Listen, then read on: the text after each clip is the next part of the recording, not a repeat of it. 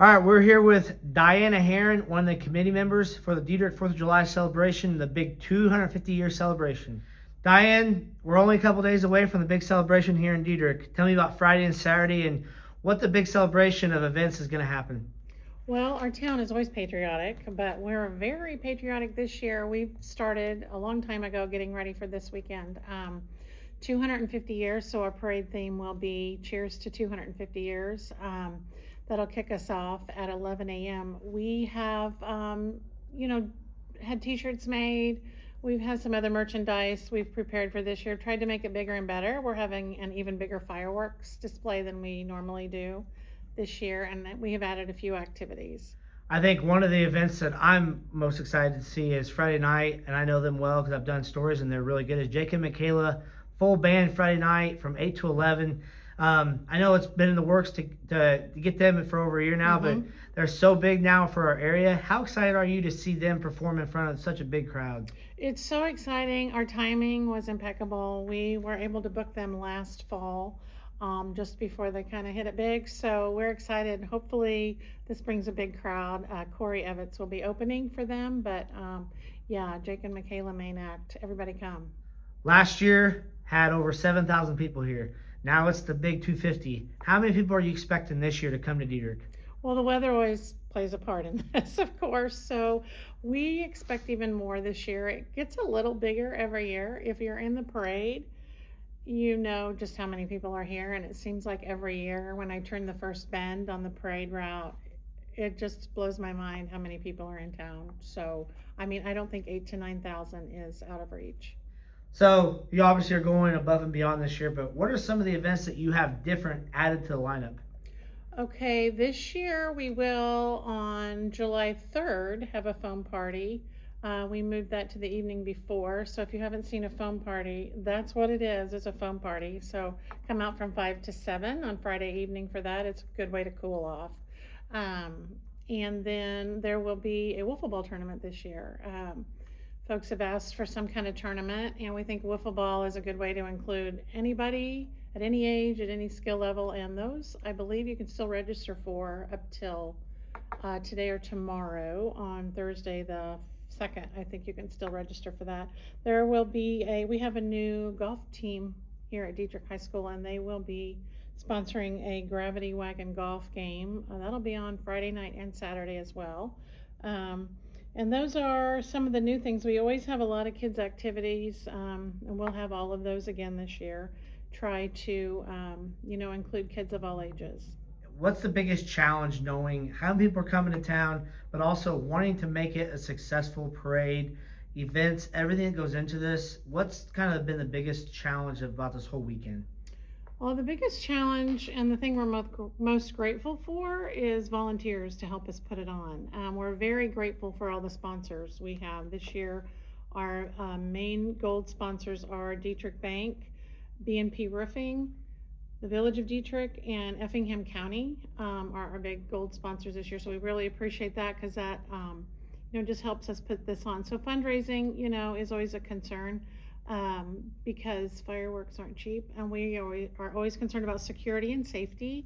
Every year we will have cooling centers open. The Civic Center will be open as a cooling center, as well as the Santa House. So that's something to think about. Traffic flow is always a concern, and just how to manage this many people in one space. We have had a lot of people move into the community, and we're very inclusive. Our community does not stop at the village border. We include, all the areas around and consider them part of our community. And it's neat to see the people come together to volunteer, to help, and put this on over the year. It's kind of a homecoming of sorts for some as well. So it's always good to see people come home. But it is a good feeling to know that our community is not just within the city limits. It seems like every year more and more candy gets thrown in the parade, but more floats. I mean, it seems like every single year there's more and more. Talk about just what that means to you because people want to be a part of it more. Right. Well, we've added, actually, you asked what we had added. We added a couple treats for the parade. Those will be a surprise. But there does seem to be more and more floats every year, and I feel like some of those are last minute, and that's fine. We don't require you to register ahead of time. But it's a lot of fun, and people put a little more time into it all the time, and it takes a lot of candy. If you are going to have a float, it does require a lot of candy. We try very hard not to run out by the end of the parade route, but yeah, and the number of items we order every year to hand out in the parade, it goes up a little bit all the time, and we still run out. So, well, we start a year out mostly talking about what worked and didn't work from the current year. Everything has a price, so we have to weigh out the price of everything compared to, what we have the ability to take in during the celebration. Food vendors have to be licensed. You have to account for electricity and water needs and all that kind of thing. You have to consider security. Bands aren't necessarily always easy to find and book. That's always, you try to appeal to a wide variety of people. What kind of activities kids would like, what can we offer to keep people around all day. That's something we talk about a lot. How we're going to set up the parade as far as prizes and that type of thing. And the fire department is a big part of that, and just getting different groups to help, like the trap team from the high school, being willing to put on a big pork burger sale that day is a big help, because people really want that. That went away for a while and people really wanted it, so we're really grateful for the trap team for taking that on, finding a group to do the cleaning at the end of the night every night. Just a lot of considerations. Diane, what do you think stands out the most about the Dieterich celebration, not just for the area, but for the state?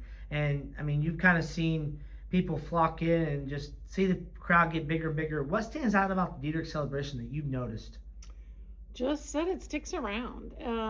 It seems like there have been a lot of communities maybe try, and I know a lot of communities are having celebrations this year for the 250th, and that's great. There's plenty of fun to go around, plenty of people to go around. Just the fact that it stays and we keep having it in our parade, I only know of 1 year in maybe 120 years when there really wasn't a celebration, and that was in 2020 for COVID year, and that was sad because that's the year we were going to celebrate the 100th anniversary of the arches in the park and talk about how those came to be. But I don't know, I just think our community is very inclusive of everyone around, and we just have open arms, and we're just glad to see everybody. Diane, I appreciate you taking the time for me. Looking forward to being here this weekend for a tremendous celebration. But how can people reach out to you guys, see your flyer, see your social media, but also just welcoming everybody to the community? Well, you can find out everything you need to know on the Village of Dieterich 4th of July Facebook page, or you can go to KJ Country X Radio Facebook page. There was also an interview there that you can watch. We are looking forward to seeing everyone. Everybody come, wear your red, white, and blue, and we'll see you there.